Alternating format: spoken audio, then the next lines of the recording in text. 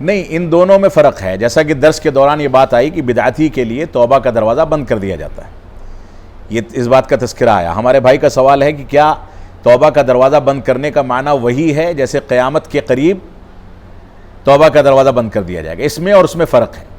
بدعتی کے لیے توبہ کی گنجائش موجود ہے. بند کر دیے جانے سے مطلب یہ ہے کہ اس کی بدعت اگر وائرل ہو جاتی ہے، پھیل جاتی ہے، تو ایسی صورت میں بدعتی کے لیے توبہ مشکل سے مشکل ہوتی چلی جائے گی.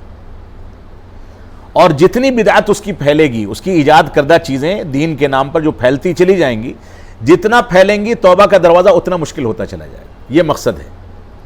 اب کوئی ایک بدعتی ہے جس نے معمولی سی بدعت کی، فوراً اس کو ہوش آیا، توبہ کر لی، اور جن لوگوں تک اس کی بدعت پہنچی تھی ان تک اپنا پیغام پہنچا دیا کہ بھائی میں نے مسئلہ غلط ذکر کر دیا تھا، آپ لوگ رجوع کر لیں، سنت کی جانب آ جائیں، تو توبہ کا دروازہ کھلا ہے.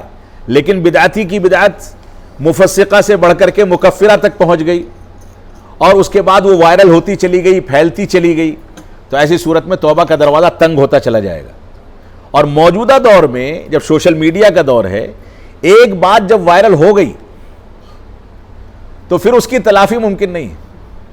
بہت بڑا مسئلہ ہے، بہت بڑی آزمائش ہے. اسی وجہ سے یہاں پر آپ میں سے بہت سارے نوجوان یہ مطالبہ کرتے ہیں کہ پروگرام لائیو چلایا جائے.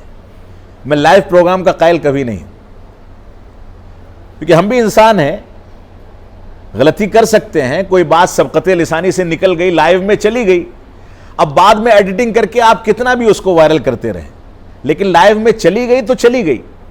اس وجہ سے ریکارڈنگ کر کے، اور کوئی بات اگر غلط ہماری زبان سے نکلی ہے، کچھ احباب نے بعد میں بتا دیا، یا خود ہم کو یاد آ گیا کہ غلطی کر دی ہے، تو ایڈیٹنگ میں اس کو حذف کر دیا جاتا ہے.